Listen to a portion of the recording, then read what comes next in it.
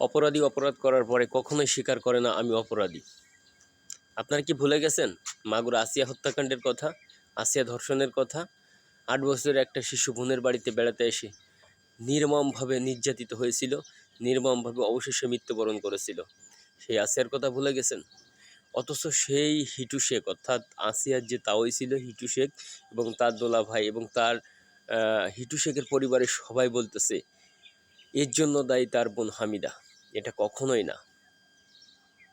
কারণ DNA test plus আপনার হচ্ছে কী জন্য আপনার বিভিন্ন সাক্ষ্য প্রমাণের ভিত্তিতে আর আসিয়া যেটা মানে বয়ান করে গেছে, আসিয়া যেটা নিচে মুখে বলে গেছে সেটা কখনো মিথ্যা হতে পারে?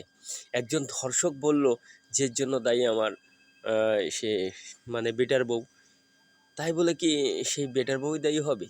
কারণ খুনি তো খুন করার পরে কখনোই সত্য কথা বলবে না, খুনি তো বাঁচার চেষ্টা করবে, খুনির উকিল তাকে বাঁচানোর চেষ্টা করবে এবং খুনি সবসময় নিজেকে নির্দোষ মনে করে, কোনো খুনি কখনো নিজেকে দোষী মনে করে না। তাই খুনি সবসময় খুন করার পরে নিজেকে সে সেফ মনে করে, এই জন্য সে বাঁচার জন্য বলতেছে এর জন্য তার বেটার বউ দায়ী। আসলে কখনোই না, বিষয়টা এরকম না। বিষয়টা হচ্ছে একজন ভিকটিম যখন জবানবন্দি দিয়ে চলে গেছে যের জন্য দায়ী তার দুলাভাই, তার তাওই এবং তার পরিবারের লোক, অর্থাৎ হিটু শেখের পরিবারের লোক, তাহলে এখানে তার বোন কিসের জন্য, কি দায়ী?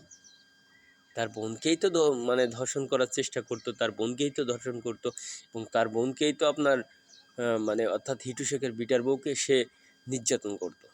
তাহলে কেন হিটু শেখের পক্ষে কিছু কিছু হলুদ মিডিয়া আছে, কিছু কিছু সাংবাদিক আছে, কিছু কিছু ইউটিউবার আছে, তারা আমার মনে হয় ঘুষ খেয়েছে, ঘুষ খেয়ে এই কথাগুলো হিটু শেখের পক্ষে বলতেছে এবং